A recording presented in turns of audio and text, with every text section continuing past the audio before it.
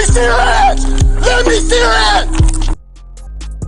He's alive. That is the best thing that could have possibly happened. A teenager who has been reported missing just sent a letter to her mom after 5 years, but where did she go? April 2013. Emily Paul, a 14-year-old teenager living in Tallahassee, Florida, ran away from home, leaving only a heartfelt note explaining to her parents why she left the house. This wasn't your run-of-the-mill teenage tantrum. This move was carefully planned for a teenager whose hormones were just kicking in. So when they say she carefully planned this out, I wonder how she planned this out, because if she was missing for 5 years, was she about 19, 20 now? They really can't do shit about it. So it's somebody who's been taking care of her. I ain't watched this story yet. Like always, we gonna watch this together most of the time. So, you know, it's hot as hell today. How did she stay off grid? Many investigators believe that Emily took some tips from what she learned online. She took all the items she used for online communications, such as her Xbox, and also stopped using her Facebook account to prevent her location from being discovered. The Bay County Sheriff's Office has considered her missing for a long time. Still, 5 years later, they were notified that the teen's mother, Pam Massimiani, had received a letter from Emily. To all our friends and extended family, we want to let you know that we have heard from Emily, Massimiani posted on Facebook. We do not have any further information to share at the moment. Oh man, so she done went off the, how they say, she done went off the grid on them. They ain't tracking her through no social media. They ain't tracking her through nothing. You know what I'm saying? She like, yo, I already know how y'all gonna be moving, so y'all ain't about to be coming up, catching me up like that. But I wonder if we gonna find out, you know what I'm saying, why she did all this. Thank you all for your support and love you have shown to our family. Although she believed it was her, she had to ensure that her family wouldn't be blackmailed emotionally. So they contacted the police, who in turn reached out directly to Emily on Facebook. I'm making this video for Emily Paul. Emily, if you're watching this, I'd like to just explain to you the purpose of our investigation.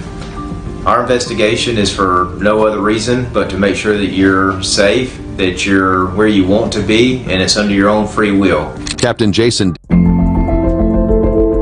Daffin, the man in the video, urged Emily to reach out to the police because he really wanted to close her case and be sure the young woman was safe. Emily, if you can just pick up the phone and call the Bay County Sheriff's Office, tell them who you are, ask for Captain Jason Daffin, and Emily, if you'll do this, then I can close this case and I can have a peace of mind knowing you're okay. Weeks after Daffin posted his plea on Facebook, Emily, now 19, called the Bay County Sheriff's Office. She verified her identity and said that her call was not made under duress. Just to be sure, the cops asked her to go to a police department to confirm that she was safe. 30 minutes later, a call from an undisclosed police department came in, stating they had a female in their lobby. According to them, this female claimed to be the missing teen, Emily Paul. Fortunately, they were able to confirm her identity through photographs. In a one-on-one interview, Emily told a police officer that she was safe and happy and had a support system that had been helping her. Police said she appeared to be in good health, and she arrived and left the station on her own. Emily also requested that her location should remain private, with authorities just giving a hint that she was no longer in Florida. As of now, Emily's missing case has officially been closed. But why did she leave? Well, nobody really knows. 2 years after she went missing, her mother told WJHB that she and her daughter were very close. She's a very good girl, fun-loving, Pam Massimiani revealed in the Panama City Beach publication. Though it wasn't confirmed then, the police suspected that Emily had run away by herself. Daffin further went on to say that there are still a lot of unanswered questions, even though Emily is safe. In an interview with WJHG, Emily's cousin, Melissa Parker, said that whenever Emily feels comfortable, she'll reach out. Although Daffin is happy he's closing the case, he admits that he still has some sleepless nights about the issue. He revealed that Emily has a direct line to contact him anytime she feels like speaking to someone after a long while. Yeah, that is kind of weird. I mean, she went to the police station, you know what I'm saying? She done went on and let folks know she good, she's safe. She ain't gotta, you know what I'm saying, be worried about nothing crazy that she don't want to happen. And for her to be gone that long, bro, that's crazy. She was definitely ahead of her time.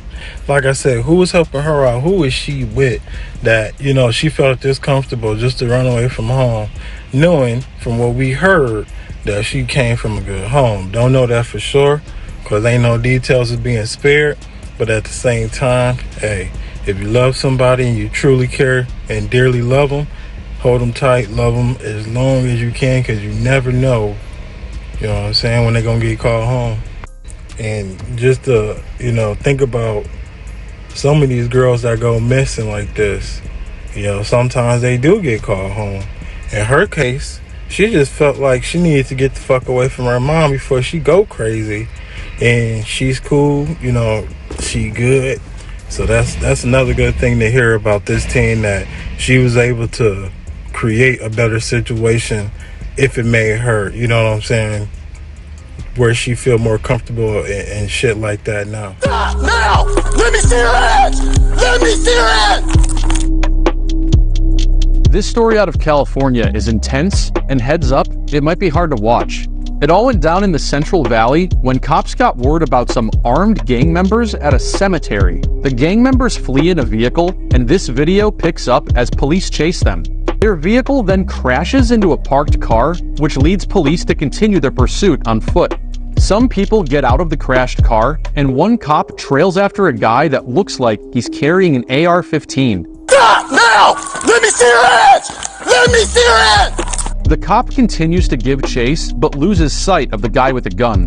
Mercer 5-1, we have 2 late girl ones running with the AR-15. That's when a different officer on the scene spots the guy with the AR-15. This officer chases the guy down.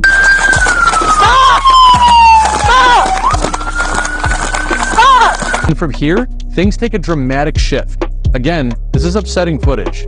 The officer continues to pursue the armed guy. Stop! You're gonna get tasered! Stop! And as he leads her into an open lot, he appears to stumble. Stop right there! Stop! Drop the gun! That's when the guy aims the AR-15 behind him and gets off a round, and the officer returns fire. Drop it! The officer then radios in that she's been struck. Mercer 27, I'm hit. Moments later, backup rolls in. Mercer 5-1, shots fired. You good? It turns out the officer was struck in her left ear. Where you at? Right here. The gunshot was so close to hitting her head, it even broke her sunglasses. Fortunately, she received treatment and fully recovered. The 17-year-old with the AR-15, however, died in the exchange with police.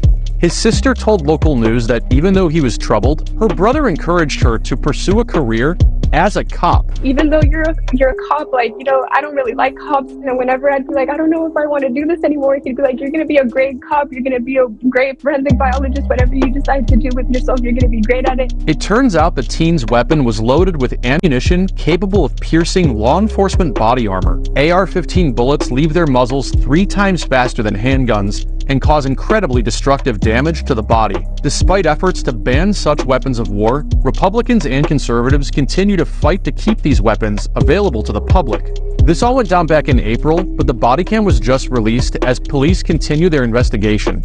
Shout out to my man Greg over at Crime Life for this content.